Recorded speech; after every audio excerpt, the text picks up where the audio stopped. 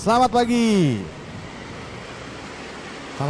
Selamat datang di webinar kali ini bersama saya reporter Gani. Ya, sekarang saya berada di Jalan Alfamidi Raya dan dilihat dari suasana di belakang saya, ya kondisinya ini sedang ramai lancar. Jadi saya akan melaporkan situasi terkini terkait dengan lalu lintas yang ada di jalan yang sedang saya siarkan seperti itu. Nah, hari ini Bapak Ibu sekalian yang ada dan sudah join di acara reportase kita kali ini, selamat datang. Nah, saya akan melaporkan dengan jelas dan singkat, dan kita juga akan ada narasumber mengenai situasi terkini dan bagaimana persiapan kita akan melaksanakan mudik. Ya, apalagi juga bukan hanya mudik, tapi juga bagaimana kita bisa aman dan nyaman sampai tujuan untuk kita bisa berkendara dengan baik, seperti itu. Oke, sekali lagi bahwa webinar kali ini itu adalah diselenggarakan sebagai rangkaian dari seminar K3 atau keselamatan kerja yang diberikan kepada karyawan. Nah, hari ini kita akan coba untuk bisa membagikan ilmu-ilmu yang harus disiapkan oleh Midir semua dalam rangka mempersiapkan bukan hanya tadi pergi mudik atau pulang kembali ke kampung halaman, tapi juga bagaimana tips dan triknya supaya aman di jalan menuju tempat pekerjaan midir sekalian, seperti itu. Oke, hari ini kita akan ada reportase juga, narasumbernya dari ASA ya, dari ASA untuk bisa membagikan tips dan trik yang bisa diterima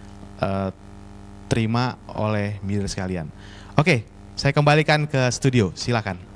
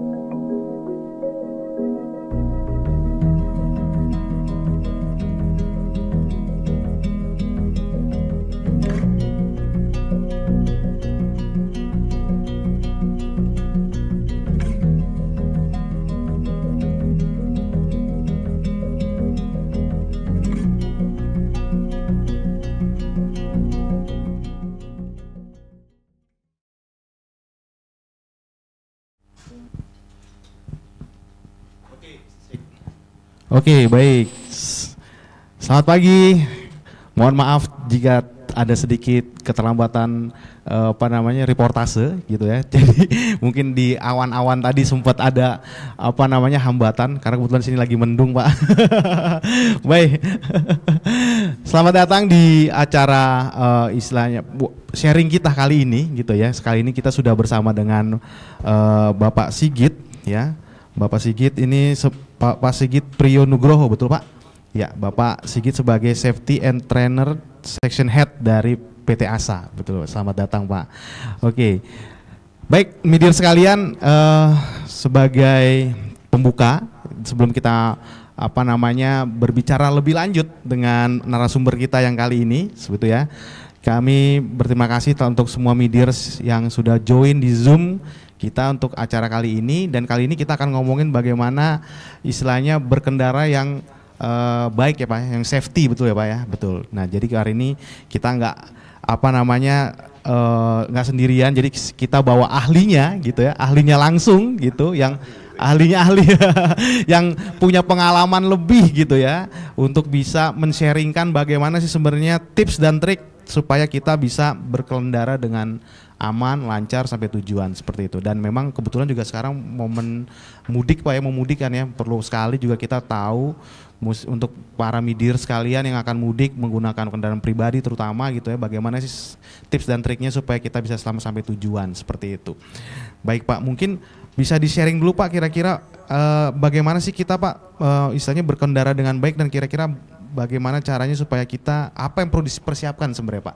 Mungkin bisa di-sharingkan Pak, silakan Pak. Boleh, baik, terima kasih. Mungkin saya mulai dari ini ya, tadi udah disampaikan safety gitu ya Pak Gandian. Jadi sebenarnya mindsetnya itu udah sedikit agak meningkat gitu ya. Okay. Kita menyebutnya defensif. Defensif, oke. Okay. Nah bedanya apa? Kalau safety itu memang skill. Berdasarkan skill, kemudian paham aturan seperti itu ya. Okay. Nah, next stepnya itu untuk lebih amannya sih kita sebutnya defensive driving. Kenapa disebutnya defensif? Ya karena ini behavior based, lebih ke perilaku. Perilaku, oke. Lebih ke perilaku. Baik. Jadi kadang gini, kita paham, kita punya ya teman-teman kita yang kesehariannya mungkin berangkat kantor itu 2-3 jam gitu ya. Ada tuh di Jakarta tuh. Saking pengalamannya ya sudah paham betul lah bagaimana berkendara yang aman, safety gitu ya. Betul. Nah, tapi yang lebih next levelnya itu adalah defensif, bagaimana perilaku. Saya ambil contoh misalnya gini Mas Gani, jadi ketika kita berkendara kita tahu, kita paham betul aturan safety-nya seperti apa. Oke. Kalau ada markanya seperti ini harusnya seperti apa, rambunya seperti apa dan sebagainya. Hanya apakah kita mau melakukan gitu ya. Saya ambil contoh lagi misalnya kita sudah benar nih, kita udah safety. Nah tiba-tiba ada pengendara lain yang katakanlah ceroboh gitu ya, ceroboh. Nah, apakah ceroboh dan kita semacam ada provokasi lah ke kita. Nah, reaksi kita seperti apa? Kalau kita ya sudah deh, kita berempati gitu ya. Ya sudah, barangkali pengendara lain ini sedang buru-buru atau membawa orang sakit, kita kasih jalan aja gitu ya. Nah, itulah ya defensif gitu ya. Intinya namanya defensif gitu ya, Mas Gani ya. Kalau dalam pertandingan sepak bola kan ada ofensif, ada defensif. Ini bertahan. Bertahan seperti apa? Biarin orang lain katakanlah melakukan hal yang melanggar. Bukan kita memberikan kesempatan ya, tapi kita berpikir panjang. Kalau kita ngelayanin, kalau kita ya istilah Betawinya lu jual gue beli gitu ya. Kalau kita beli, nah bisa panjang urusannya. Oh betul. Berarti butuh kedewasaan juga ya Pak dalam berkendara ya. Betul. Ya, jadi ternyata ada aturan-aturan yang harus dilaksanakan gitu ya, bukan cuman istilahnya asal main bawa gitu ya, tapi butuh kedewasaan, butuh kemampuan atau rasa empati tadi Pak ya. Apalagi sekarang udah mulai banyak yang pasang dashcam gitu ya. Wah betul ya, untuk keselamatan. Viralin ya. Kan. Dan tapi dari situ juga kita belajar sebenarnya Mas. Ternyata ya pro dan kontra lah. Kadang-kadang ya udah ngapain sih, apa salahnya sih ngalah gitu ya, kalau misalnya kita berkendara gitu ya. Ya memang kondisinya banyak sih, lebih banyak yang melakukan pelanggaran atau yang ceroboh gitu ya. Betul. Tapi prinsipnya kedewasaan tadi, apakah kita ikut atau kita defensif, tidak mengikuti hal yang salah, gitu sih intinya. Oke, baik. Nah, gitu. Seringkali kan gini Pak, di jalan itu kan sebenarnya bagi pengendara ya, terutama untuk pengendara motor maupun ya mungkin mobil juga sekalian, mungkin akan ada titik buta atau blind spot kali Pak ya, blind spot yang istilahnya dihadapi oleh pengendara. Kira-kira bisa share nggak Pak? Blind spot tuh kayak apa sih? Gitu ya. Nah, kalau berdasarkan data gitu ya, Korlantas gitu ya, yang namanya accident itu salah satunya banyak penyebabnya. Salah satu yang paling dominan adalah faktor manusia. Faktor manusia. Oke. Nah, faktor manusia ini kenapa disebut dominan ya? Karena ada kegagalan atau kecerobohan. Kegagalan lah yang saya garis bawahi adalah kegagalan pengemudi atau pengendara kendaraan itu yang gagal melakukan manuver aman. Manuver aman? Iya. Manuver aman seperti apa tuh Pak maksudnya? Jadi seperti ini, sebelum melakukan manuver aman, kalau di defensive driving itu ada istilahnya, kalau di kami ya Pak, di ASA ya, itu ada namanya SEE. Search, Evaluate, Execute. Oke, search, gitu ya. Search, Evaluate, Execute. Search itu mencari setiap potensi bahaya. Termasuk salah satunya ini yang akan kita bahas, blind spot. Oh, oke. Itu search. Kemudian kita evaluasi. Bagaimana jika? Nah, setelah kita evaluasi, baru kita lakukan eksekusi. Search, Evaluate, Execute. Gitu. Salah satu hazard itu adalah blind spot. Oh, oke. Nah, jadi banyak memang secara data sih banyak kejadian kecelakaan, traffic accident. Saya sebenarnya ingin menampilkan video tapi terlalu eksplisit sih sebenarnya. Oke, baik. Mungkin banyak sih yang pernah ngelihat langsung gitu ya. Jadi salah satu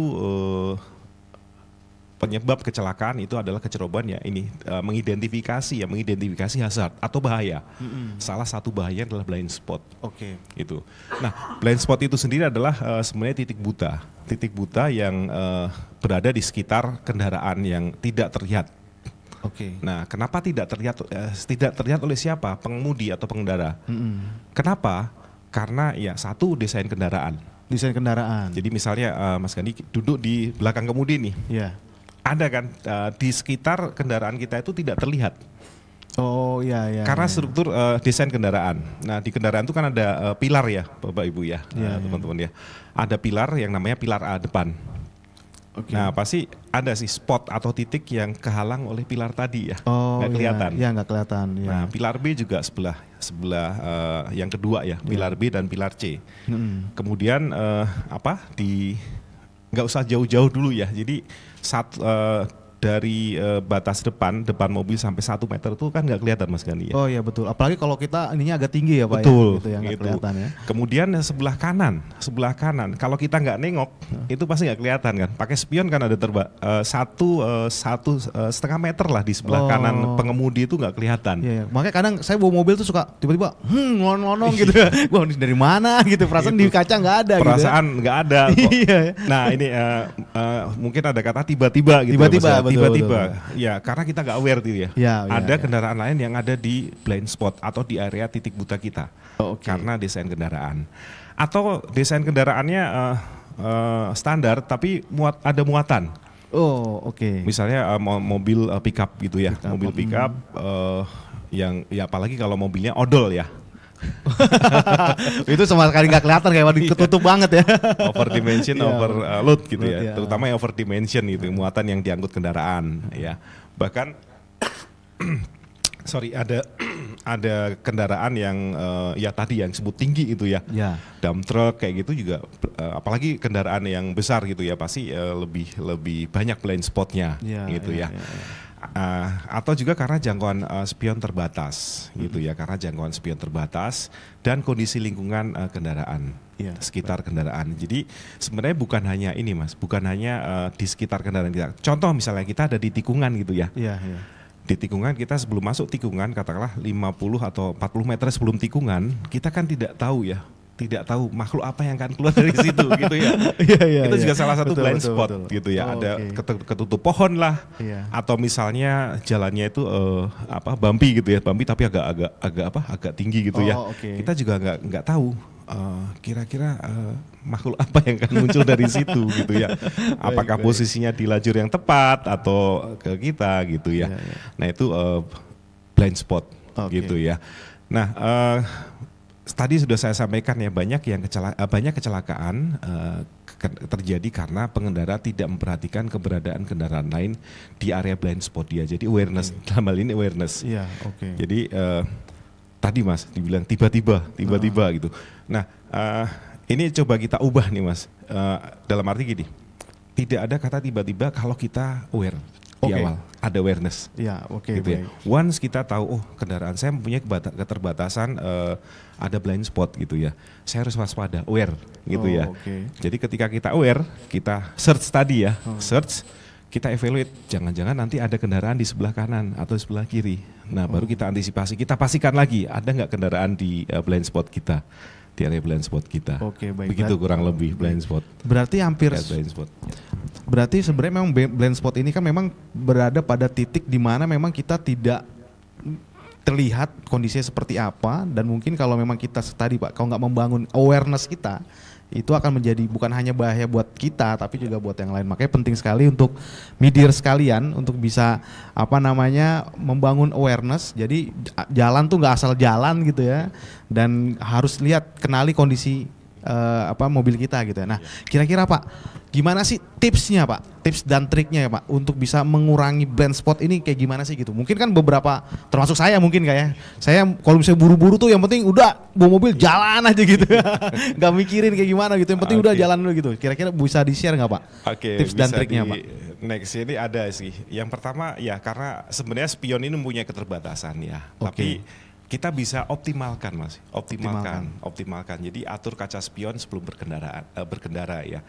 Jadi kadang-kadang kita langsung mancal gitu lah istilahnya ya, baru kita atur. Nah kita pastikan apakah kaca spion ini ya walaupun mempunyai keterbatasan, ini kita optimalkan. Jadi ada daerah-daerah atau titik buta yang kalau spionnya ini tidak benar gitu akan lebih berbahaya lagi gitu ya. Kalau di kendaraan roda 4 kan biasanya ada tiga spion gitu ya, kanan kiri dan tengah pun juga kalau kendaraannya normal. Kalau kendaraannya blind van gitu ya, itu kan nggak bisa lihat belakang gitu. Jadi pastikan untuk mengecek kondisi ketiga spion tersebut apakah sudah sesuai atau belum gitu ya. Nah mungkin ada yang tanya sih nih Mas, jadi kalau untuk spion kendaraan roda 4 yang kanan dan kiri itu apakah posisinya bisa lihat buritan atau enggak gitu ya? Oh iya betul. Gitu ya. Betul. Ini sempat jadi polemik karena kemarin pernah ada yang bilang, Pak ini spion itu tegak lurus dengan bodi mobil. Bodi mobil ya betul. Gitu ya. Biasanya saya bawa gitu, tegak lurus dengan bodi mobil biasa gitu. Tapi terus Mas, bagian buritan kendaraan kita harus tetap terlihat. Oh, untuk mengukur ini kali Pak ya, melihat kira-kira memang tadi blind spot tadi tiba-tiba dia masuk udah mepet gitu ya, bisa kelihatan ya posisi mana. Kalau misalnya ada kendaraan dari kalau kita tegak lurus artinya buritan tuh nggak kelihatan kan, buritan kendaraan kita. Acuannya gini, spion ini masih bisa melihat handle pintu belakang. Kalau mobilnya 4 pintu ya. Mobilnya 4 pintu, jadi bisa melihat handle pintu sebelah belakang gitu ya. Kemudian karena kenapa ini kita perlu mengatur kaca spion, karena masing-masing spion ini mempunyai tugas sendiri-sendiri yang harus kita maksimalkan. Gitu. Walaupun memang tidak akan menghilangkan efek blind spot karena kendaraan ya, karena konstruksi kendaraan. Kemudian ketika kita sudah berkendara di jalan, ini selalu beri tanda. Prinsipnya satu. Pada saat kita di jalan raya, pastikan pengguna jalan lain itu melihat kita dan kita melihat pengendara lain. Berarti melihat kita dan melihat pengendara lain ya. Terlihat dan melihat. Intinya itu. Ya, dan memahami dan memastikan ya bahwa kendaraan ini ada blind spotnya. Di belakang ini ada kemungkinan ada kendaraan gitu ya. Gitu. Jadi selalu berikan tanda ketika kita akan melakukan manuver ya. Ada ininya Mas, ada triknya sih kalau untuk manuver. Oh gimana tuh Pak? Bisa di-share Pak gimana? MSM. MSM, wah apalagi MSM ini MSM. Jadi melihat, kemudian sign, oke. Sign atau tanda, gitu ya. Beri tanda. Dan manuver. Sorry, M-nya itu bukan hanya melihat, tapi mirror ya, istilahnya mirror. Mirror itu bukan hanya spion sih sebenarnya, tapi melihat gitu ya, memastikan kondisi di sekitar kendaraan kita itu aman. Baru kita lakukan tanda dulu, berikan tanda, entah tanda suara maupun cahaya gitu ya, sen atau klakson gitu ya. Baru lakukan manuver. Jangan kebolak-balik ya Mas ya. Karena ada juga, apalagi sign tandanya itu beda dengan arah atau manuver. Sen kanan belok kiri. Nah, biasanya kalau di TikTok gitu ya, mungkin masuk apa FYP kemarin gitu ya. Raster kuat di bumi katanya. Itu jangan sampai seperti itu ya Pak ya. Jadi belok sennya kanan, ngambilnya kiri gitu ya. Gitu. MSM, mirror, sign, manuver. Urutannya itu. Baik. Kadang-kadang kan kita langsung melakukan manuver baru sign gitu ya. Atau manuver dulu, begitu tahu ternyata ada kendaraan yang kita tabrak, dong gitu, baru kita tengok gitu ya, baru kita cek, baru kita lakukan sign, kebalik, mirror, sign, manuver, lihat, beri tanda dan baru lakukan manuver. Dan tandanya itu cocok dengan manuver yang kita lakukan, itu yang penting. Nah kemudian berada di zona terbuka. Sebaiknya telapah berada di zona aman dan terbuka dan jangan berada di celah-celah antara satu kendaraan dengan kendaraan lainnya. Ini sebenarnya ada hubungannya dengan tadi. Kita pada saat di jalan raya atau di jalan itu terlihat dan dapat melihat oleh kendaraan lain gitu ya. Mungkin kita juga pernah ya Mas lihat di jalan raya itu kalau ada kendaraan yang dimensinya besar gitu, truk ya. Betul. Saya sebut aja tanker ya, tangki ya. Itu pasti ada tulisannya area blind spot gitu ya. Betul. Segera menjauhi kendaraan gitu ya. Bener sih, kalau kita posisinya di situ kan lihat aja, kita bisa ngelihat pengemudinya nggak? Even dari kaca spion. Nggak bisa kan ya? Nah, once itu nggak bisa, berarti pengemudi itu nggak bisa ngelihat kita. Kita nggak bisa lihat dia nggak bisa lihat kita. Bahaya. Baik. Itu sih. Pak, kalau boleh share sedikit Pak, kan mungkin yang terkait dengan MSM tadi kan, mirror, signs, baru manuver. Saya pernah lihat di di Instagram atau mungkin ya di sosial media, kalau misalnya di beberapa jalan seperti di Pantura gitu ya, dia ngasih sign tuh kanan, artinya bahwa di depan itu nggak boleh ada orang nih, berarti nggak boleh manuver, ada bus. Ke kiri boleh salip gitu. Nah kira-kira itu salah satu metode yang mungkin kita bisa pakai apa enggak gitu ya Pak? Termasuk MSM itu enggak ya Pak? Betul, sebenarnya termasuk sih Mas. Cuma ini di Jawa ya, di Jawa kalau yang saya amati juga Jawa beda dengan yang di Sumatera. Gitu ya, kalau di Jawa confirm, begitu kita misalnya ngintil di belakang gitu ya, ketika di sen kanan, berarti ada halangan di kiri gitu ya.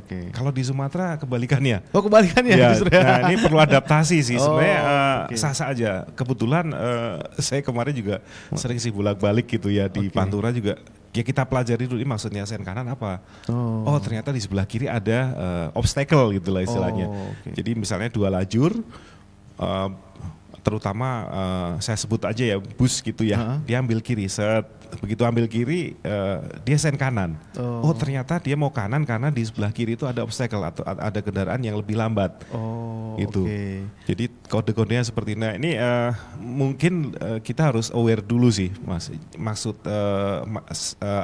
tanda ini seperti apa? Karena itu tadi beda wilayah, beda kode gitu ya. Sumatera mungkin beda sih. Jadi kalau sen kiri itu dia kasih tanda bahwa di kiri ada obstacle. Gitu. Kalau di kebalikannya gitu. Ya koreksi kalau saya salah ya. Tapi setahu saya ini banyak diperdebatkan gitu ya. Kalau Sumatera seperti ini, kalau Jawa seperti ini, ya mungkin nanti di daerah lain seperti itu. Ya. Intinya kalau kita sebagai pengguna jalan ya kita observasi dulu kodenya seperti apa gitu. Kalau di Pantura confirm Mas. Confirm. Gitu ya. Jadi ketika kita misalnya ya tadi sen kanan tuh berarti ada obstacle sebelah kiri. Entah ada truk mogok kah atau ada mobil yang berjalan lambat seperti itu. Atau bahkan ada nih kode yang sering dipakai nih Mas. Dan ini pernah sih saya praktekkan dan nyambung gitu. Saya pernah nih pada suatu saat ke arah timur ya, ketika saya ada di lajur paling kanan dengan kecepatan yang diperbolehkan ya. Ada kendaraan atau bus dari kiri, dia sen kanan. Saya matiin lampu karena malam ya, saya matiin lampu. Begitu masuk saya nyalain lagi, dia pasang hazard 3 kali. Oh, hazard 3 kali? Iya. Terus saya kasih dim 2 kali. Ternyata saya baca-baca itu ada artinya. Oh. Ada artinya. Gitu ya? Jadi ketika dia udah ambil sen kanan, saya matiin lampu. Artinya saya ngasih jalan gitu loh. Nah kode-kode seperti ini memang udah pahami juga. Begitu dia udah dapat jalan, dia sen 3 kali, artinya mengucapkan terima kasih. Oh gitu ya. Terus saya dim 2 kali sama-sama. Gitu. Jadi komunikasinya bisa dilakukan seperti itu ya Pak? Ya, dari lampu ya? Sebenarnya nggak ada dalam aturan nih Mas. Jadi istilah kebiasaan di jalan ya? Kebiasaan di jalan, cuma sekali lagi dalam menggunakan tanda ini juga harus hati-hati, gitu ya, harus sesuai aturan sebenarnya ya. Termasuk misalnya lampu hazard, hazard tuh kadang-kadang ada yang salah kaprah. Tadi hujan tuh ya saya udah jarang menemukan sih, hujan deras, pasang lampu hazard. Hujan deras, oh iya. Nah intinya ketika ditanya buat apa, biar kelihatan. Tapi itu aturan yang benar kan Pak sebenarnya? Salah. Oh salah. Salah. Justru kalau saya pernah ngalamin nih, maksudnya kalau karena ya mungkin karena kebiasaan kali Pak. Dulu pertama kali belajar drive gitu, kalau kata temen, karena kan kebetulan temen yang ngajarin gitu, dibilang jangan lupa ya kalau hujan deras di lampu hazard biar kelihatan katanya gitu. Jadi rancu Mas Man. Jadi, rancu ya. Misalnya gini, kalau ketika kita akan pindah lajur atau akan berbelok. Oh betul, nggak kelihatan. Nggak kelihatan. Ya. Ini mau kemana gitu ya. Saya udah nyalain tapi kalah dengan lampu hazard dan lampu sen ya kan. Betul. Atau ada juga yang pernah ada ya kebiasaan gitu ya. Ketika kita melintasi perempatan, kita mau lurus harus pasang lampu hazard. Ini juga salah. Oh gitu. Oh, jadi, berarti saya juga harus banyak belajar ya. Karena bikin bingung Mas. Saya pernah kejadian, jadi saya dari arah sebelah kirinya yang itu ya. Yang saya lihat dia sen ke kiri, saya mau lurus. Ternyata dia lampu kanannya juga nyala. Artinya hazard dia motong jalan saya gitu. Saya pikir kalau dari arah saya, dia dari arah sebelah kanan saya. Kalau yang saya lihat kan lampu sen sebelah kiri dia.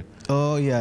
Gitu dia, dia mau belok kiri, saya lurus aman dong. Iya betul. Gitu ya. Nah ketika dia ternyata dia lurus. Oh ternyata sebelah kanannya nyala, hazardnya nyala. Maunya lurus. Nah itu malah justru komunikasinya nggak jalan gitu ya. Iya. Miskomunikasi sih.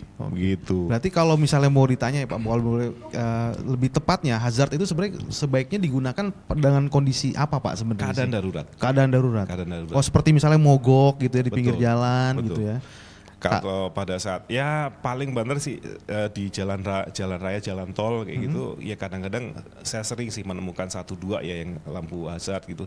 Cuma memang ada hazard berhenti mendadak.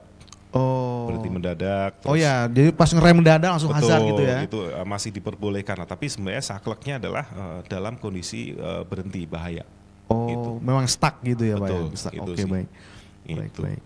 Oh, jadi saya pikir untuk beberapa aturan yang memang tadi hujan, lalu tadi memang mau dia mungkin ngawal gitu. Karena ngawal kendaraan pun juga pakai hazard. Betul. Dan itu memang menjadi kebiasaan yang memang harusnya kita bisa rubah midir saya sesuai. Tadi mungkin terkait dengan awareness tadi ya. Bahwa sebenarnya memang kita di jalan itu bukan punya kita sendiri gitu ya. Tapi juga kita harus memikirkan orang lain gitu ya. Ini berarti kan juga termasuk dalam kita harus melihat situasi di jalan seperti apa gitu Pak. Nah kalau boleh tahu Pak, terkait yang masalah hujan tadi Pak, kalau boleh share. Kalau misalnya hujan lebat yang memang terjadi di jalan tol terutama ya, kalau memang tipsnya baiknya apa Pak? Kalau misalnya memang hazard itu nggak dipakai gitu ya, atau mungkin nggak maksimal digunakan, apalagi Pak yang bisa membantu kita untuk bisa kita safety gitu ya, supaya di jalan. Kebetulan tadi pagi-pagi udah ini semua ya, kehujanan semua. Iya betul. Baru aja praktek nih. Betul. Artinya gini, ketika hujan deras itu kan visibilitas kita terganggu, ya, betul. Ya, sama seperti blind spot lah ya. Betul. Ketika visibilitas kita terganggu, ya apalagi jalanan tambah licin gitu ya. Jadi ketika kita kan tadi SEE ya Mas ya, search, kan ada titik-titik tertentu yang terhalang sehingga persepsi kita itu agak lemot gitu ya. Ini apa? Ternyata pantat truk gitu. Nah kalau ya tipsnya ya kurangi kecepatan pasti. Kurangi kecepatan. Kemudian kalau jarak iring ini ada tipsnya juga sih. Jarak iring yang aman itu sebenarnya bukan berapa meter. Oh. Tapi hitungnya detik sebenarnya. Detik. Oh gitu ya. Nah ini nanti tipsnya ada sih sebenarnya. Nanti di sesi lain aja deh. Oke, baik. Intinya gini, jarak iring yang aman dengan kendaraan di depannya itu adalah 3 detik. Ngitungnya gimana? Nanti ada sesi sendiri sebenarnya. 3 detik. Nah kalau jalan itu dalam kondisi normal, dalam arti pengemudinya masih dalam kondisi fit. Belum terlalu capek. Kemudian kendaraannya adalah kendaraan biasa gitu ya. Dimensinya atau bobotnya juga nggak terlalu berat, itu 3 detik. Nah kalau hujan untuk kendaraan biasa tambah 1 detik, 4 detik. Untuk apa? Untuk memberikan waktu ketika kita ketika kita ngelihat sesuatu di depan, kita persepsi dulu kan. Baru kita akan berikan reaksi. Ini harus nginjak rem atau gimana. Nah kita injak rem itu kan dari melihat sampai reaksi kita menginjak rem itu kan perlu waktu ya Mas ya. Iya betul. Perlu waktu, dan ketika kita udah injak rem, mobil kan juga nggak akan berhenti dengan serta-merta kan. Iya betul. Karena rem ini fungsinya bukan menghentikan kendaraan, ya kan? Untuk menghentikan putaran roda. Untuk menghentikan putaran roda. Untuk mengurangi malah. Yang menghentikan kendaraan banyak, polisi bisa. Stop gitu kan langsung berhenti ya. Berhenti betul. Atau kalau angkot yang berhenti kan penumpang pinggir jalan gini langsung berhenti gitu ya. Betul sekali ya. Gitu. Jadi sekali lagi awareness. Jadi ketika terkait visibilitasnya yang mulai berkurang, ya kita lebih aware lah gitu ya. Ada satu lagi nih Mas yang kemarin yang sering dibahas gitu ya, entah di TikTok atau di aquaplaning. Oke. Nah, itu salah satu yang harus kita waspadai atau antisipasi ketika kita melintas di jalanan yang hujan. Iya.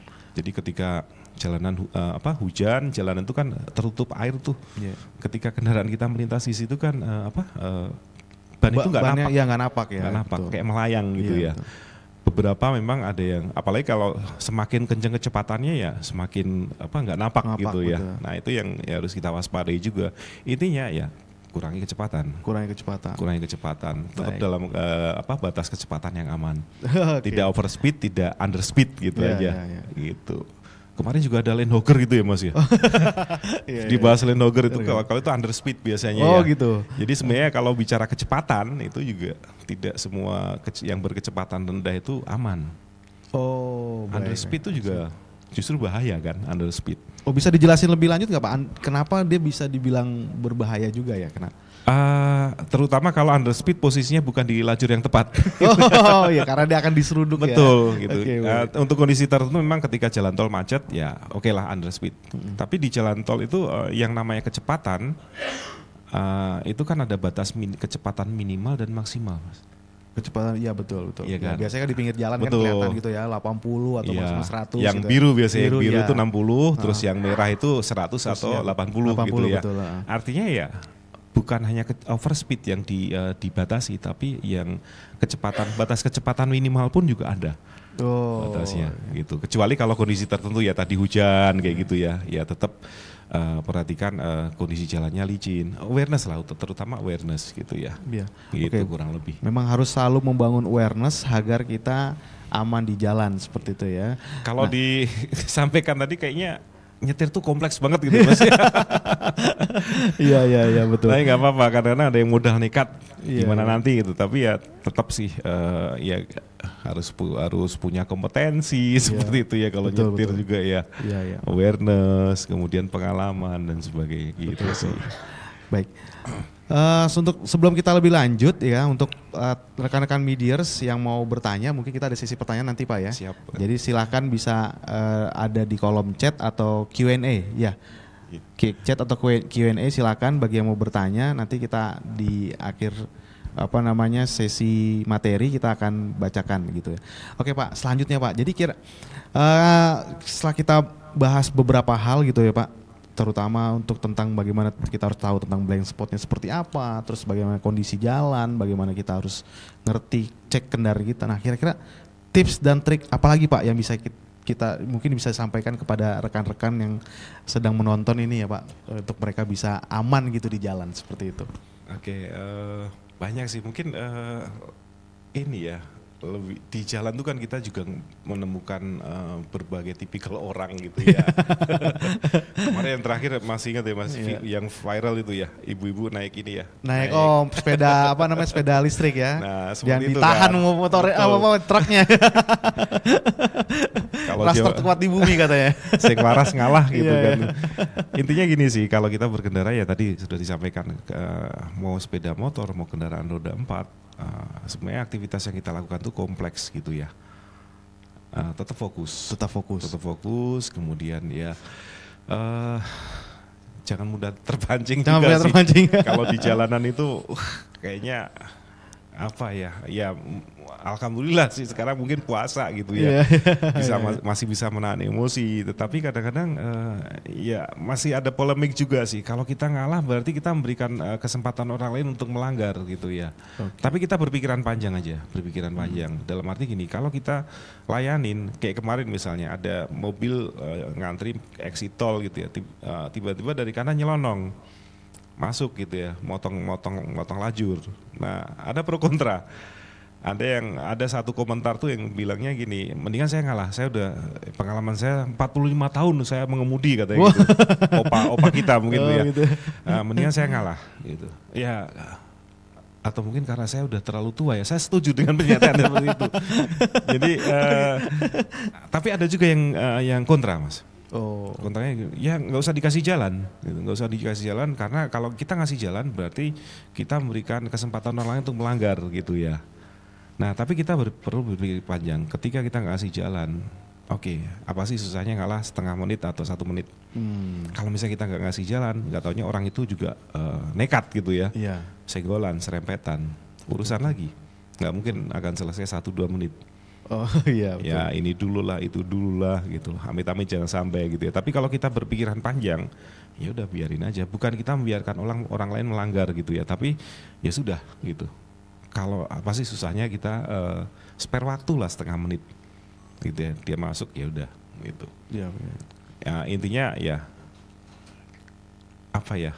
Hadir secara utuh sih kalau berkendara, antara fisik sama pikiran sama emosi itu juga harus sejalan gitu ya. Jangan emosi, kemudian apalagi kalau misalnya ini nih deket-deket, kalau kita mau perjalanan jauh gitu juga ya, mudik kayak gitu kan biasanya.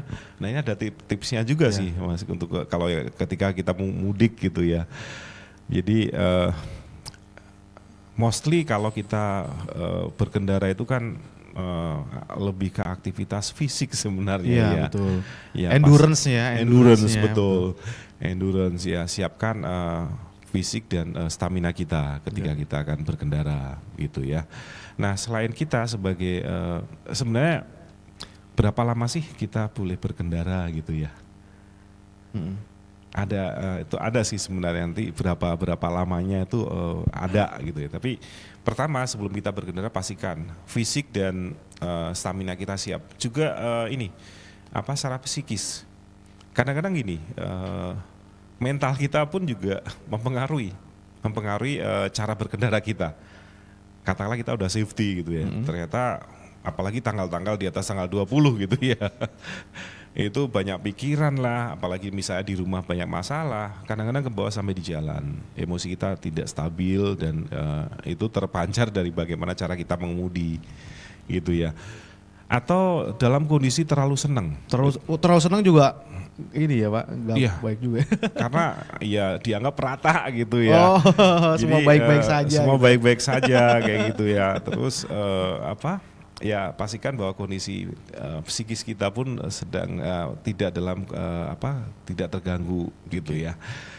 Dan yang tidak kalah penting, kendaraan yang kita kendarai ini juga nih Mas, ketika kita akan berkendara ya pastikan kondisi kendaraan kita prima.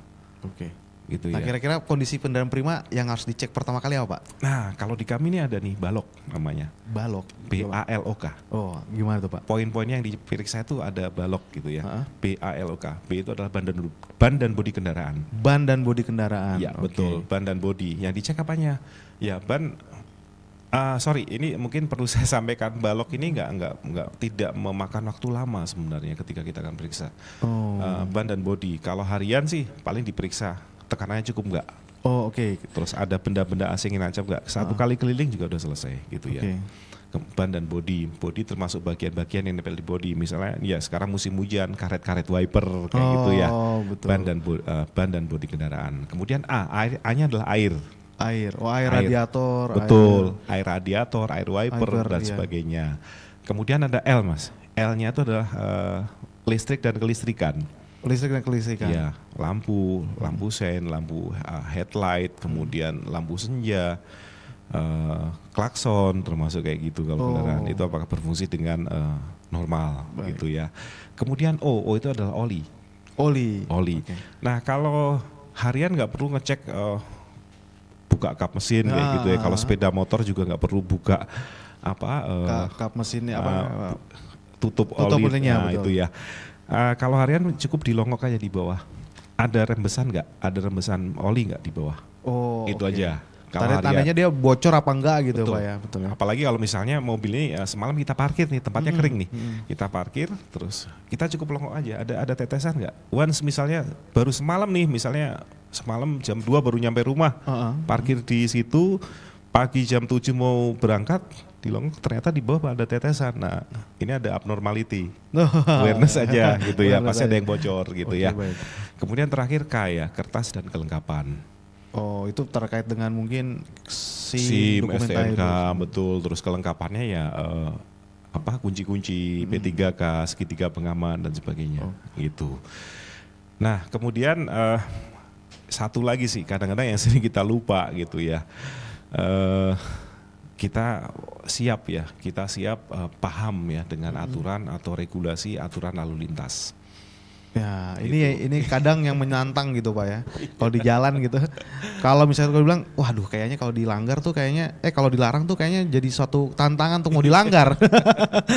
Ini makin dilarang makin pengen ngelanggar gitu ya. Jadi suatu jangan sampai jadi suatu kebanggaan ya, saya salah juga ya gitu ya. Sebenarnya ada dua aja sih Mas, ada dua ya.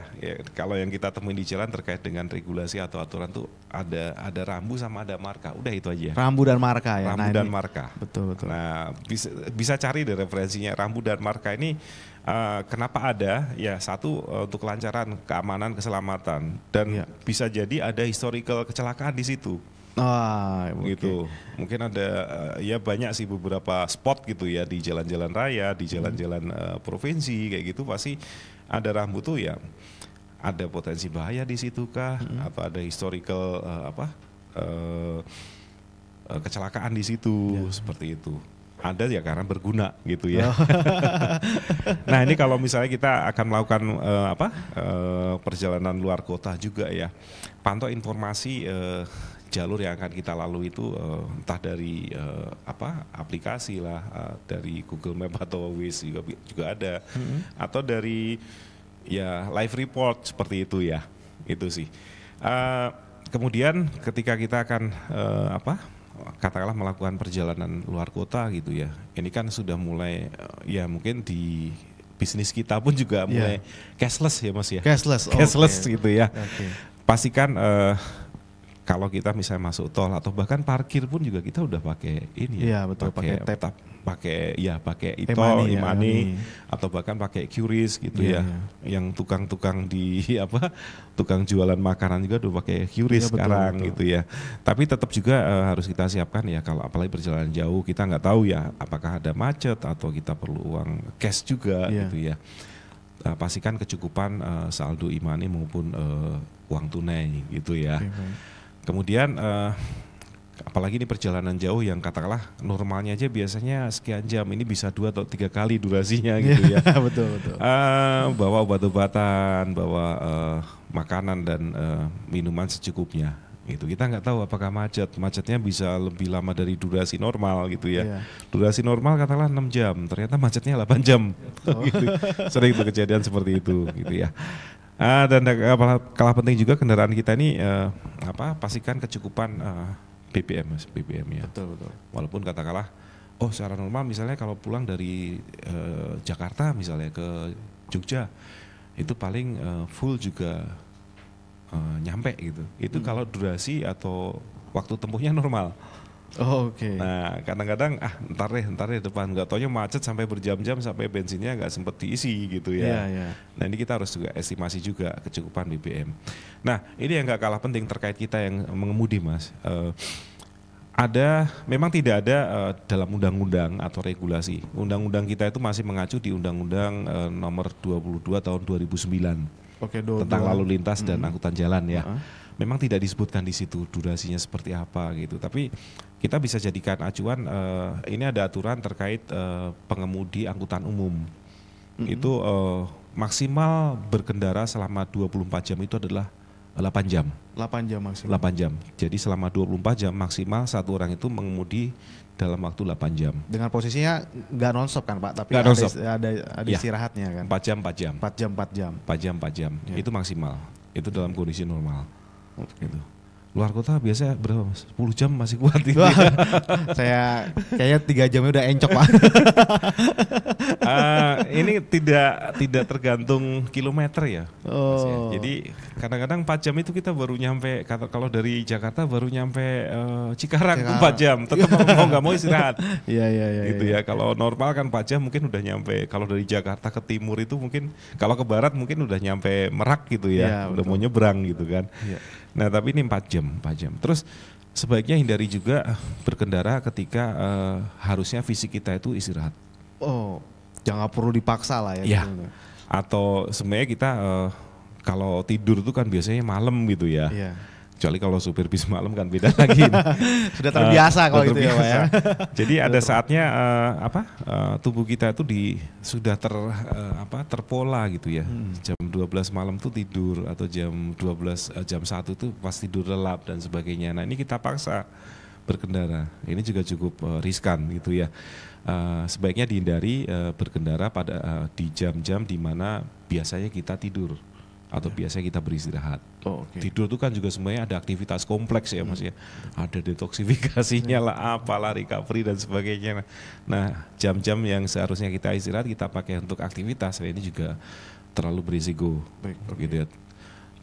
Jangan dipaksakan. Jangan dipaksakan. Ya walaupun kalau semangat pengen cepet nyampe kayak itu ya. Istirahatnya nanti di tempat tujuan aja gitu. Sebentar lagi kok deket. Nah ini kadang-kadang yang menunda-nunda ini nih, yang kadang-kadang ya resikonya kan ada tuh accident karena microsleep. Microsleep. Jadi tetap berkendara, mata melek, cuma kayak gitu ya. 1 atau 2 detik kecepatan mobil 100 km per jam. 1 detik aja itu artinya sekitar 150 meteran tuh. Mobil ini mobil ini melaju tanpa dikendalikan pengemudinya. Gitu. Betul. Jadi pastikan istirahat maksimal setelah 4 jam berkendara, dan durasi berkendara selama 24 jam, 1 hari 1 malam itu 8 jam. Gitu. Betul. Gitu. Ada pertanyaan lagi Mas ya dari ini, atau lanjutkan dulu ya? Jadi kita lanjutkan dulu aja. Lanjutkan dulu ya. Nah biasanya gini, kalau apalagi di Jawa nih ya, jalur tolnya itu lumayan menggoda gitu ya. Tapi kita jangan terlalu mengandalkan jalan tol gitu ya. Kita cari alternatif, jalur alternatif. Saya punya pengalaman waktu itu, kebetulan mudiknya kebalik Mas. Orang rata-rata ke timur, saya justru dari timur ke sini. Oh gitu. Jadi nggak menikmati jalan tol gitu ya, jalur biasa, tapi ya worth it gitu ya. Ya selama kita nyantai terus 4 jam, 4 jam mungkin baru dapat berapa kilo gitu ya berhenti gitu ya. Kemarin pernah juga sama teman, kebetulan arah ke timurnya itu kredit tuh dari. Ini kalau saya sebutkan aja ya, dari Jakarta ke Bandung nih, biasanya kalau normal kan sekitar 3 jam, 2 jam. Itu kemarin waktu mudik itu sampai 7 jam, 8 jam. Ujung-ujungnya kita jangan mengandalkan, itu lewat jalan tol. Nah ujung-ujungnya ya ketika kita pantau informasi kondisi lalu lintas pada saat mudik terutama ya. Ternyata kondisinya seperti ini, ya udah kita pakai jalur alternatif. Lewat daerah selatan ya, daerah Cianjur seperti itu. Ya nyampenya sih beda tipis, tapi karena banyak istirahatnya sih, jalur wisata kayak gitu ya. Jadi kita banyak istirahatnya. Itu Mas kurang lebihnya. Berarti jangan hanya mengandalkan satu jalan ya Pak ya. Betul. Tapi memang cari alternatif supaya kita bisa bisa sampai juga sampai tujuan seperti itu. Oke. Ada pertanyaan mungkin dari teman-teman di Zoom gitu? Oh belum ada, oke. Nah Pak, kita tadi ada yang menarik Pak tentang microslip Pak. Ya. Saya kan juga berkendara gitu ya kan, ada kadang saking ngantuknya gitu ya. Kalau saya sih tipsnya itu kadang kalau misalnya ada penumpang gitu, kalau misalnya istri saya biasanya minta cubitin gitu ya. Tapi kalau misalnya enggak, saya biasanya cubit kaki saya sendiri gitu. Saya cubit kaki saya sendiri. Nah kira-kira yang memungkinkan apa Pak tipsnya supaya kita bisa selain istirahat, kira-kira kalau bisa istirahat berapa menit dan kira-kira apa yang bisa kita lakukan supaya bisa minimal seger kembali lah gitu Pak. Ini Mas, ada istilahnya power napping ya. Power napping ya. Jadi kayak misalnya handphone sekarang tuh kan ngecharge cuma 15 menit tapi bisa jangka panjang gitu ya. Tubuh kita kurang lebih juga seperti itu Mas. Jadi ketika kita udah mulai capek lelah gitu ya berkendara, berhenti katakanlah 30 menit aja. 30 menit? 30 menit itu bisa untuk 2-3 jam ke depan. Tapi pastikan kondisinya itu rest, bener-bener rest atau memang kita exercise gitu Pak? Bener-bener rest. Bener-bener rest. Karena tidak ada alternatif lain. Kalau sudah ngantuk itu obatnya sebenarnya satu, tidur. Tidur ya, bukan kopi Pak ya? Bukan kopi, bukan minuman energi kayak gitu ya. Bukan. Betul. Tetap obatnya adalah tidur. Iya. Gitu aja. Betul. Ya, tapi ya itu tadi ada triknya, power napping. Ketika kita tidur istirahat cukup 30 menit lah. 30 menit. Lumayan sih, lumayan membantu gitu ya. Intinya jangan dipaksain. Once itu udah muncul, lama-lama udah ketahuan kok tanda-tanda ngantuk tuh. Ini udah kilometer berapa? Padahal kita sering lewat situ. Terus tapi kalau misalnya dia nggak ada rest area gitu Pak, mungkin kan nggak untuk kita mungkin dengan posisi selama itu kita berhenti di bahu jalan gitu? Tidak disarankan sih Mas. Nah, cuma saya tarik ke belakang dulu. Kita harus plankan dulu. Ada trip management namanya. Trip management. Jadi sekali lagi mungkin yang namanya berkendara atau mengemudi itu kesannya kompleks amat gitu ya, ribet gitu ya. Tapi ini jadi lebih simpel Pak. Kita tahu kan. Betul. Jadi ketika kita kan misalnya traveling gitu ya, itu kan kita tahu saya mau dari Jakarta mau ke Surabaya misalnya, lewatnya ini, rest area di sini dan seterusnya. Termasuk misalnya jalur biasa, rest area di sini. Ketika 2 jam saya nyampainya di sini. Ketika 3 jam atau 4 jam saya nyampainya di daerah sini. Nah itu bisa preventif di awal dulu sih Mas. Preventifnya di awal dulu. Jadi ketika kita akan mulai perjalanan. Bahkan hal-hal detail pun ya bukan detail gimana ya, tapi alternatif atau plannya itu udah ada gitu ya. Berhenti di mana, terus isi bensinnya kira-kira di mana, seperti itu sih. Lebih ke preventifnya, betul. Makanya proses yang sangat penting banget memang untuk media sekalian yang lagi nonton ya, bahwa planning perjalanan itu sangat dibutuhkan banget. Tujuannya tadi untuk menjaga kita dari mara bahaya, tapi juga kita bisa tahu nih mengukur kemampuan kita ya Pak ya, sampai mana saja seperti itu. Nah makanya penting sekali mungkin biasanya Pak boleh kasih tahu nggak Pak terkait dengan mungkin ada Kak aplikasi atau mungkin hal-hal yang sederhana yang bisa kita lakukan untuk pembuatan planning trip traveling itu atau perjalanan itu, ada nggak Pak? So far sih saya belum menemukan tuh ya. Tapi gini, ada sih aplikasi yang katakanlah ya kalau yang umum kita pakai sih banyak ya, dari pakai Google Maps seperti Waze kayak gitu ya. Itu saya rasa udah cukup sih. Hanya memang kita tidak bisa 100% rely on gitu ya. Kadang-kadang malah saya sendiri sih pernah ya, pengalaman saya ya. Malah emosi gitu ya. Kadang dikasih jalan yang nggak sesuai dengan ukuran kendaraan mungkin kali. Ujung-ujungnya saya pernah nih dari kebetulan rumah saya agak jauh dari kantor gitu ya, dan pasti lewat tol.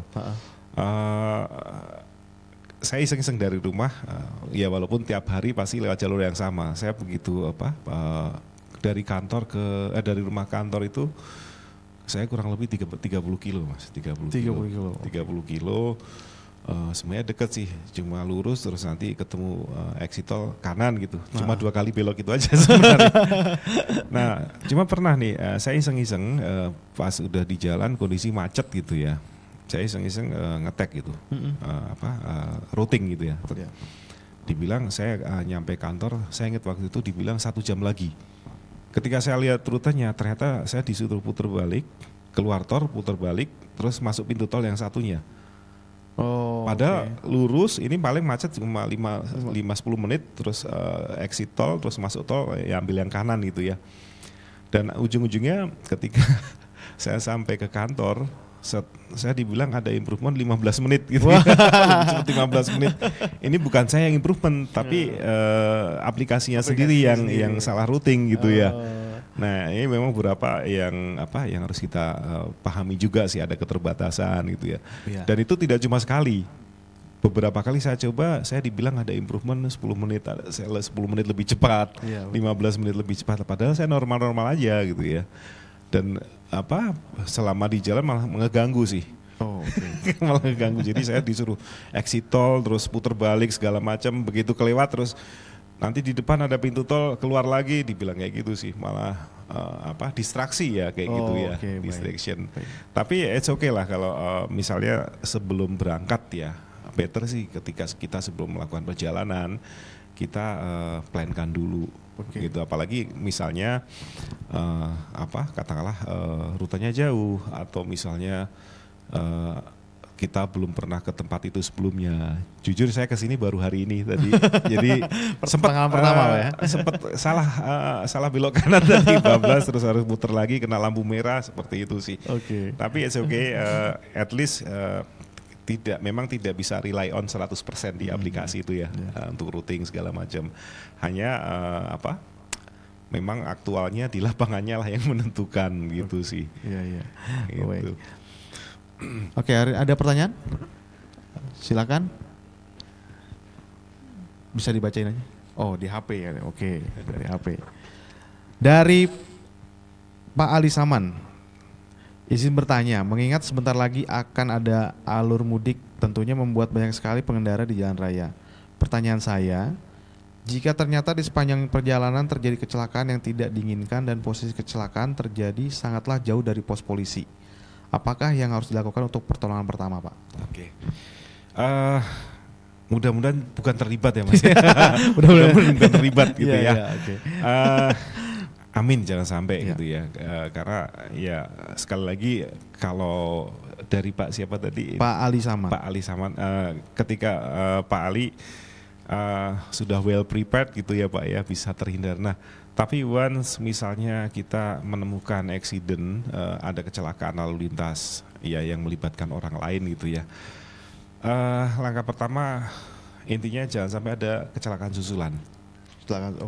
Kecelakaan susulan, karena banyak sih yang kejadian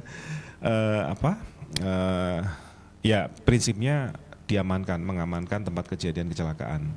Cara mengamankannya gimana?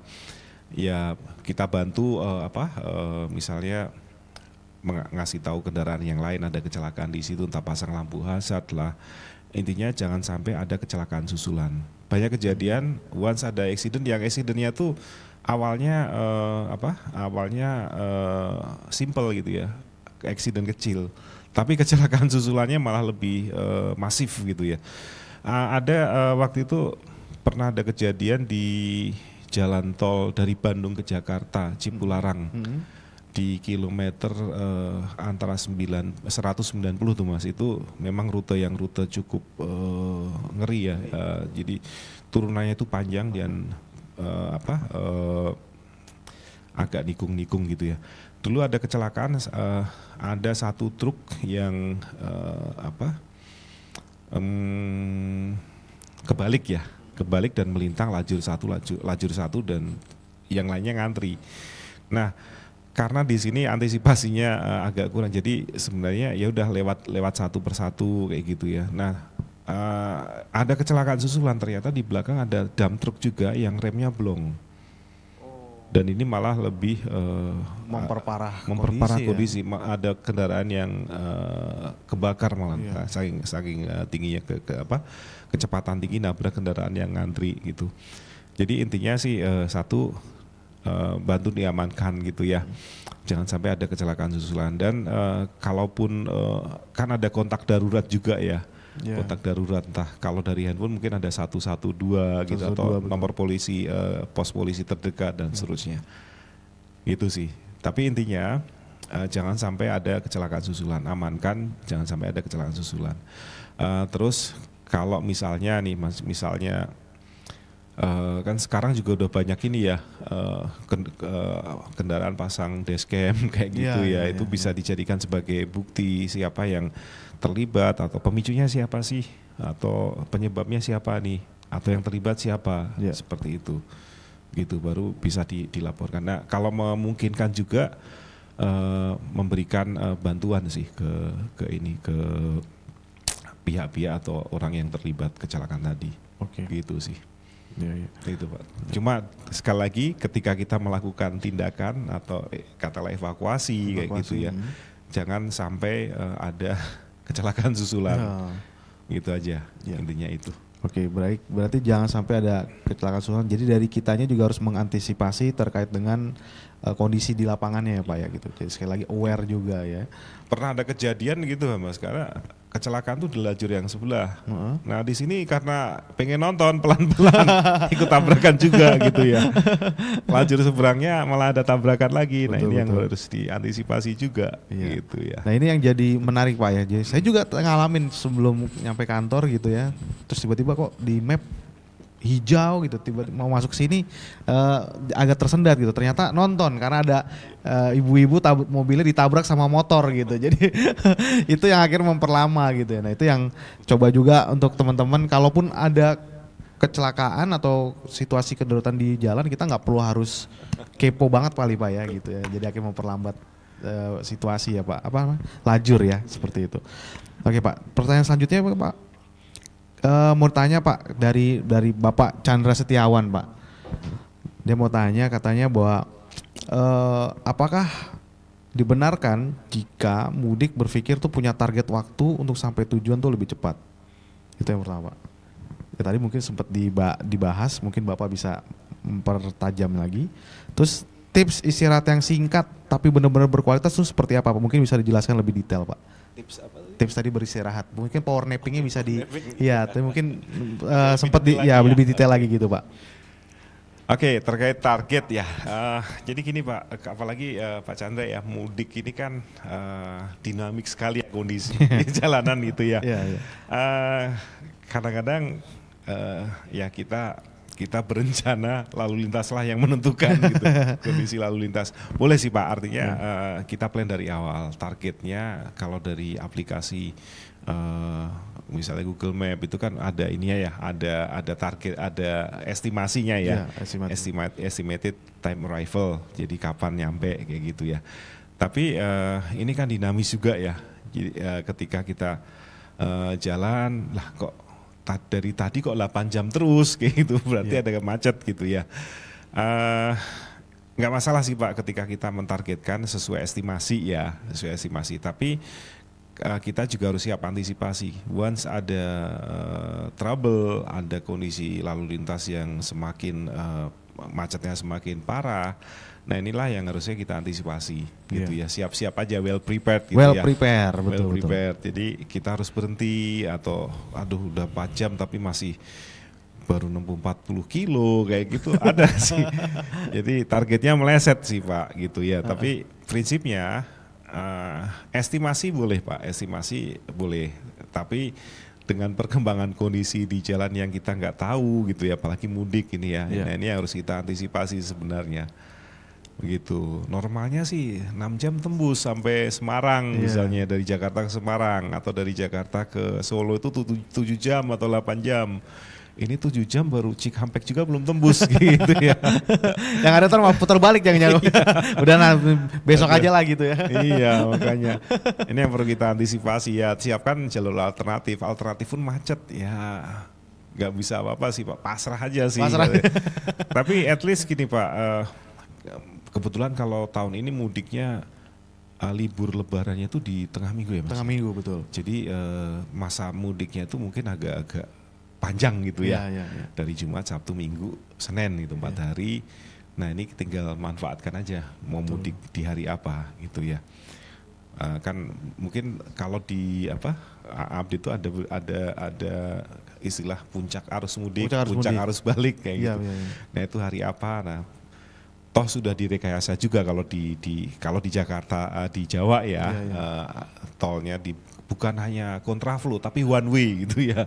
Jadi satu arah ke ini semua gitu. Jadi ya mudah-mudahan dengan seperti itu ya bisa sesuai ekspektasi, sesuai estimasi kita nyampainya kapan gitu. Tapi ini nggak berlaku yang lawan arah ya Pak. Mudiknya kalau mudik kan dari kota Jakarta gitu ya ke Surabaya atau ke Solo gitu ya. Ini yang dari Solo ke Jakarta mudiknya. Gitu. Nah itu yang ya nggak sesuai ekspektasi, nggak sesuai estimasi gitu. Oke, terus tadi Pak Chandra ini ya power napping Pak. Power napping ya. Oke, untuk power napping pasti kan gini Pak, better sih kalau untuk istirahat itu apalagi di jalan gitu ya, better lebih baik sebaiknya itu di luar kendaraan. Di luar kendaraan. Kenapa? Karena ini sugesti juga sih. Jadi gini, ketika kita berkendara atau mengemudi itu di kursi pengemudi kan, di situ jugalah kita tidur kan, kalau mau tidur istirahat. Nah ini jadi sugesti, ini tempat tidur. Ini tempat tidur bukan tempat mengemudi. Gitu, coba deh Pak. Jadi better keluar, ya mungkin cari tempat duduk gitu ya. Tempat duduk ya mudah-mudahan sih tipikalnya pelor ya. Nempel molor gitu ya. Nah, duduk ini aja bisa sih Pak. Ya sekali lagi mungkin ini bukan faktor usia ya. Kadang-kadang posisi duduk yang nyaman pun gitu ya, ketika kita di luar kita bisa merem, bisa tidur. Ya namanya juga darurat ya. Memang tidur paling enak juga di kamar. Kasurnya spring bed dan sebagainya. Dibayangin itu aja Pak. Ya 30 menit cukup sih. Jadi better di luar kendaraan. Better atau minimal bukan di tempat duduk pengemudi. Karena nanti akan tersugesti juga bahwa ini selain mengemudi saya juga bisa tidur di sini. Nah itu yang yang jadi berpikirannya bahwa ini tempat istirahat gitu. Iya, itu sugesti. Ya itu sih better di luar, terus ya durasinya mungkin nggak lama sih, 30 menit cukup gitu ya, power napping. Cukup lah buat 2-3 jam ke depan cukup gitu. Kira-kira power napping itu bisa berapa kali Pak? Kan misalnya contoh panjang nih perjalanan misalnya kayak ke Surabaya gitu kan. Apakah dia sekarang udah power napping, 2 jam kemudian power napping lagi gitu atau? Tubuh kita ada indikasi ya Mas, ada alarmnya ya. Iya. Kita udah mulai ngantuk lagi nggak nih? Gitu ya. Tapi acuannya gini sih Pak, idealnya 8 jam dalam sehari. 4 jam. Dengan kondisi tubuh kita fit ya. Dalam arti pada saat mulai dari awal itu memang tubuh kita fit. Jadi semalam bukan habis begadang lah, habis ronda atau apa kayak gitu ya. Jadi di awal kita berkendara itu memang kondisi kita udah fit. Jalan 4 jam, istirahat, 4 jam lagi istirahat. Itu anjurannya sih, idealnya gitu ya. Tapi kadang-kadang ada yang memaksakan. Saya 12 jam kuat Pak. 12 jam kuat. Apalagi kalau malam ya. Yang tahu fisik kita adalah kita sendiri. Betul. Tapi istilahnya sekali lagi jangan dipaksakan, jangan memaksa gitu ya. Idealnya bagusnya 4 jam istirahat, 2 jam istirahat, jalan lagi gitu. Kurang lebihnya seperti itu. Oke. Baik Pak, mungkin ada ini pertanyaan terakhir Pak. Untuk dari online dari Pak Iman Sukirjo. Katanya izin bertanya, bagaimana menyikapi pengendara lain yang melakukan line hogger di jalan tol lajur paling kanan? Gitu, bagaimana Pak? Yang banyak dilakukan diviralin ya Pak sekarang. Line hogger gitu ya. Line hogger ini sebenarnya kalau dibilang salah, ada salahnya ada benernya Pak. Mas. Jadi gimana? Jadi ini kita lihat dari sisi line hoggernya sendiri. Saya berkendara sesuai dengan aturan kecepatan kok, di atas kecepatan minimal dan di bawah batas kecepatan maksimal. 60, 80 atau 60, 100. Benar. tapi posisinya di kanan. Nah, kalau ditanya ketika posisinya jadi kalau lajur ya Pak ya, lajur ya. Jadi kalau tol itu kan ada lajur, ada jalur, ada lajur nih. Kalau lajur itu ini Mas. Jadi kalau tol Jakarta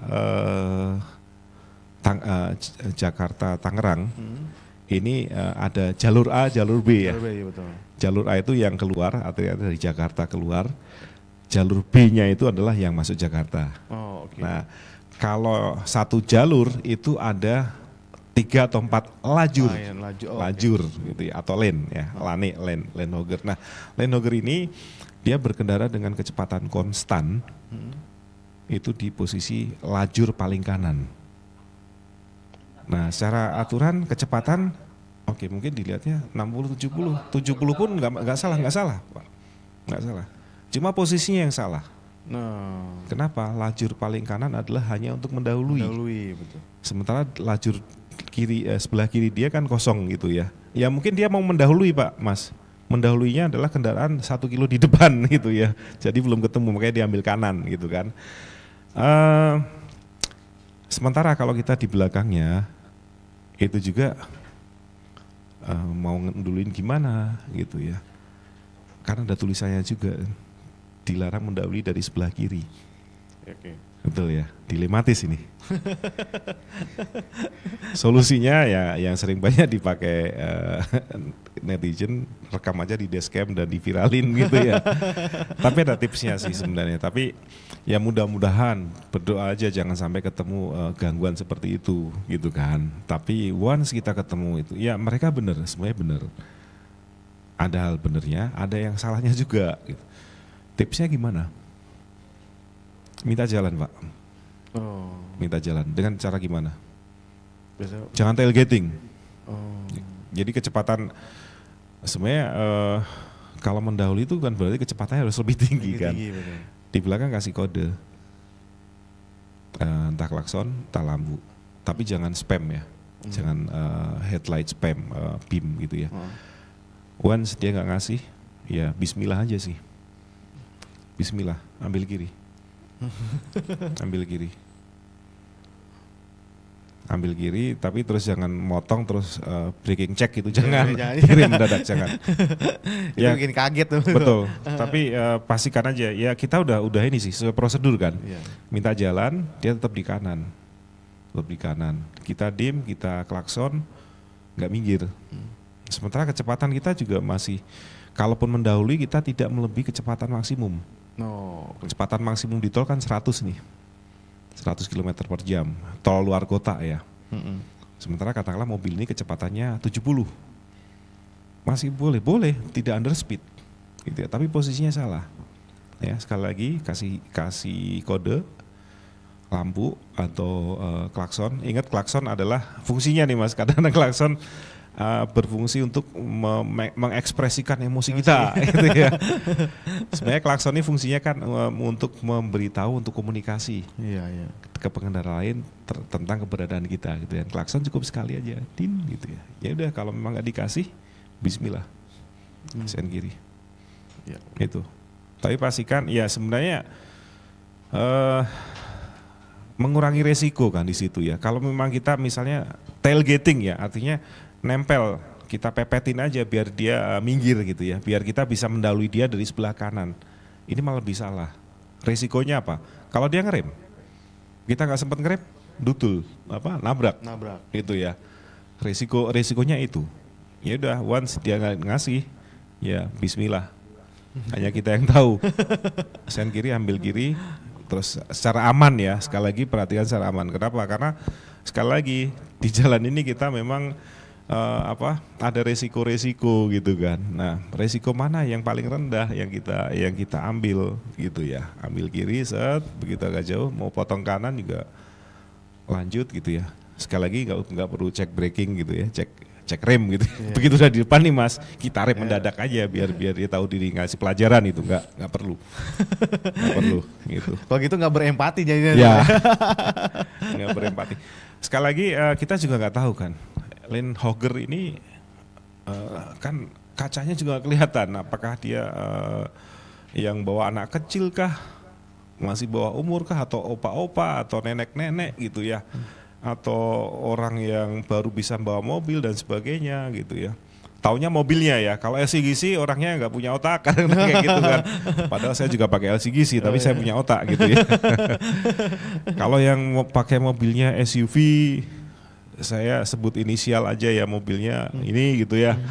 Itu biasanya arogan gitu kan, ada stigma-stigma seperti itu. Padahal kembali lagi ke orangnya nih Mas, kembali ke orangnya gitu ya. Ya memang rata-rata kalau di yang viral itu ya, Land Rover ini adalah yang LCGC gitu sih, LCGC rata-rata. Tapi gimana orangnya? Itu LCGC juga ada yang cerdas kok. Cerdas betul. Tergantung orang ya gitu. Betul betul. Karena juga saya pengguna LCGC sih Pak. Jadi akhirnya tahu diri saya kalau misalnya itu gitu kan. Iya gitu. Oke. Kurang lebihnya gitu. Jadi ya mungkin lah kok ambil overtake-nya dari kiri gitu. Ya ada resikonya memang. Tapi resikonya akan lebih besar kalau kita mepetin Land Rover tadi dari belakang terus. Tapi tetap ada jarak kan ya? Betul, ada jarak. Kan kita tahu nih, saya kecepatan 80 kok mobil depan ini kelihatan pelan gitu ya. Makin deket ya kita high beam gitu ya, dim, nggak mau minggir, klakson nggak mau minggir, ya udah Bismillah ambil kiri. Oh, oke, baik. Itu dengan aman, gitu aja. Iya. Triknya. Okay. Mungkin semoga menjawab dari untuk Pak Iman Sukiri. Emang ngeselin ya kalau betul. Makanya jangan sampai kita bikin kesel orang lain jadi Land Rover gitu ya. Ya okay. Suatu saat juga karma instan nih. Jangan doain jelek-jelek aja. Ya udah kita ambil kita aja deh yang ngurus kita aja yang selamat gitu aja. Iya, betul. Gitu. Iya. Gitu Pak Chandra ya. Ya Pak Imam. Oke. Pak satu lagi Pak, ternyata ada dibilang katanya gini Pak, izin bertanya Pak, bagaimana penggunaan segitiga pengaman yang benar ketika kita berada di situasi emergency Pak? Emergency, oke. Segitiga pengaman ya. Jadi ini biasanya gini, pemasangannya ya Pak ya? Ya bisa. Normal-normal aja sih. Jadi kurang lebih jaraknya ya pastikan kendaraan kita memang kalau dalam kondisi darurat terparkir dengan posisi yang aman. Posisi yang aman tuh gimana ya? Lebih baik mepet ya tergantung misalnya katakanlah bannya kempes gitu ya. Yeah. Ban kempes itu sebelah mana? Kalau sebelah kanan, nah ini juga agak hati-hati juga sih. agak hati-hati juga harus mepet kiri banget. Atau kalau misalnya yang kempes kiri, yang akan ditangani kiri, kita kan perlu space untuk ini ya, space untuk bongkar roda kayak gitu ya. Kurang lebih jarak satu mobil ya di belakang kita pasang dan agak ke tengah gitu. At least terlihat, jangan kebalik gitu aja maksudnya. Jangan kebalik, reflektornya ya harus ngadep ke ya kurang lebih satu mobil di belakang, jarak satu mobil gitu ya. Jangan terlalu mepet ke mobil kita gitu ya. Artinya kita kan pada saat kondisi darurat kita perlu space untuk itu tadi kan Mas, untuk istilah bongkar roda, kemudian mungkin buka pintu betul gitu ya. Nah pastikan tidak terlalu dekat ke kendaraan kita untuk masang dan posisinya agak ke tengah gitu, jangan di kiri. Kita di kiri, dia di kiri gitu ya, agak ke belakang, jarak satu setengah mobil dan posisinya agak ke kanan gitu. Itu aja sih, segitiga pengaman itu kan ya. Betul. Oke. Ya, jadi kasih jarak sekitar satu mobil dan terlihat dari pengendara sebelumnya dan pastikan bahwa tadi reflektornya tidak terbalik gitu ya. Betul. Ada lagi pertanyaan? Mungkin terakhir. Terakhir Pak. Nih dari pertanyaan terakhir ya sebelum kita tutup gitu ya. Pertanyaan dari Pak MYA Pak, katanya Pak. Ini mungkin Pak kalau misalnya tangki bensin hanya diisi mungkin minimal 1 bar aja, kira-kira itu bagus nggak Pak untuk mobil Pak? Kalau mungkin nggak akan ada hubungannya sama montir kali ya, tapi kira-kira pengalaman Bapak gimana Pak? Kalau tiap hari cuma diisi 1 bar gitu Pak, sampai kedip-kedip, bagus nggak Pak? Sampai kedip ya Mas? Kedip tapi hanya diisinya 1 bar gitu supaya nggak ngedip gitu Pak. Lebih banyak efek jeleknya sih. Jeleknya. Jadi, kalau tangki mobil itu nggak terisi penuh, artinya masih ada space yang space yang terisi udara kan Mas ya. Ya. Udara kalau ya ini kimia atau fisika gitu ya. Kalau ada uap airnya dia kan udara itu akan mengikat air dan ada air kan di situ ya. Nah, jadi air, ada beberapa efek sih. Jadi bisa jadi air ini uap air yang jadi air ini masuk ke ruang pembakaran. Oh, oke. Itu satu. Yang kedua, ya even katakanlah tangki bahan bakar ini sudah anti karat gitu ya. Tapi yang namanya besi ketemu air kan bisa jadi karat-karat gitu. Nah, itu aja sih. Ya baik, kalau baiknya sih mungkin lebih ngirit ya. Tapi ada jeleknya juga sih.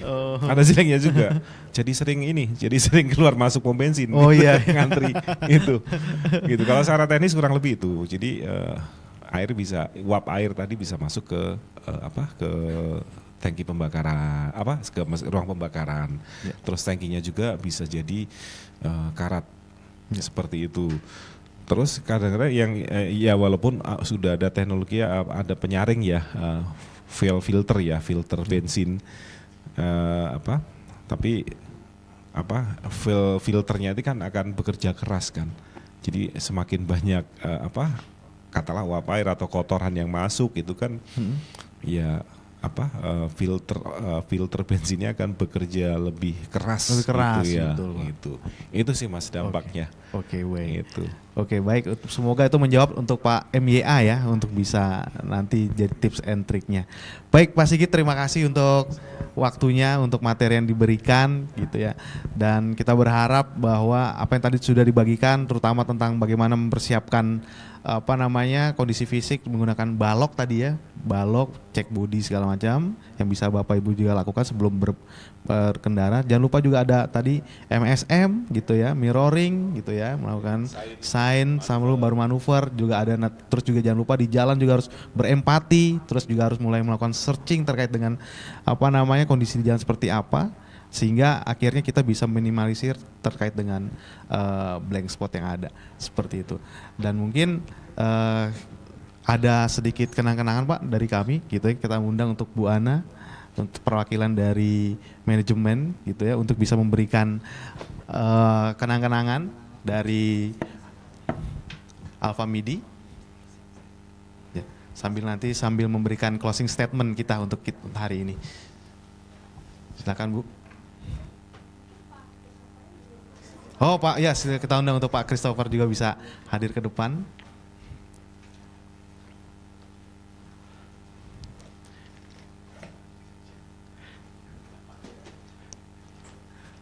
Terima kasih banyak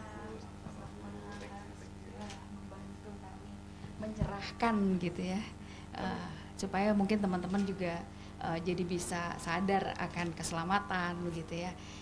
Berkendara. Sekali lagi terima kasih untuk semua tim dari ASA begitu. Iya, terima kasih untuk Terima kasih banyak Pak.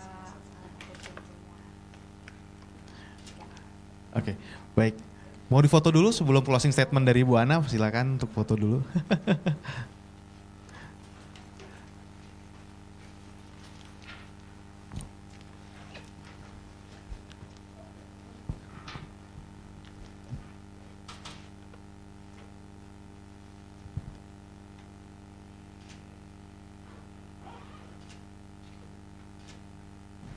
Oke, baik.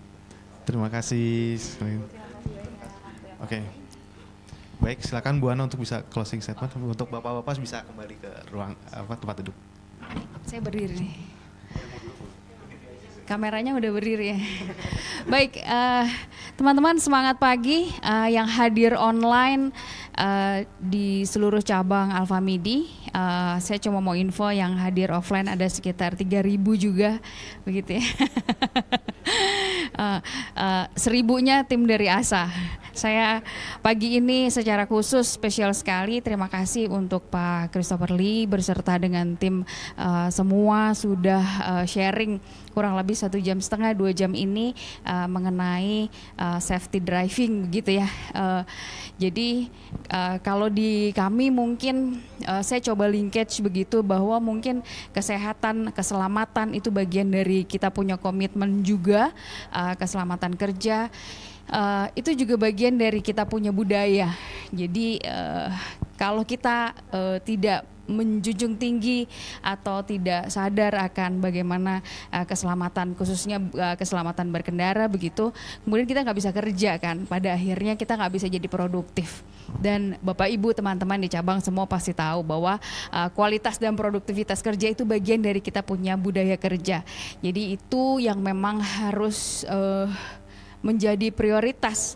Bukan cuma kami hadirkan teman-teman tim dari ASA karena kita mau Idul Fitri dan sama-sama mudik begitu. Kebetulan memang teman-teman di cabang mostly itu adalah orang-orang perantauan begitu ya, yang pada Idul Fitri pasti mudik begitu. Jadi ini juga jadi bagian dari awareness untuk teman-teman semua nanti pada saat mudik. Tapi saya menekankan bahwa kita semua perlu untuk menjadikan ini budaya begitu, apalagi kita cuaca juga saat ini kan juga sedang tidak baik gitu ya. Saya lihat pagi ini laporan dari beberapa cabang ada banjir segala macam begitu. Itu mungkin jadi terima kasih juga kepada penyelenggara kita, tematik kita pagi ini mengenai apa Mas Gani? K3 dan safety driving ini menjadi bagian dari tematik. Kita akan ketemu lagi di tematik berikutnya menjelang Idul Fitri, nanti kita tunggu saja siapa berikutnya. Saya rasa begitu. Terima kasih untuk kebersamaan teman-teman di cabang. Saya lihat tadi ada 100 hype-nya di 131 grup. Ini cabang bersama dengan berbarengan, biasanya satu cabang satu akun. Terima kasih sudah join kepada Bapak Ibu semua baik di head office maupun seluruh cabang. Sampai ketemu lagi, saya kembalikan ke Mas Gani. Semangat pagi. Baik, terima kasih Bu Ana atas informasinya. Demikian reportase saya di Jalan Alfamidi Raya. Ya, kita akan ketemu lagi di acara-acara reportase selanjutannya. Jadi tetap terus stay tune di tematik webinar kita. Sampai ketemu dan selamat menjalankan aktivitas. Semangat pagi, pagi luar biasa. Terima kasih.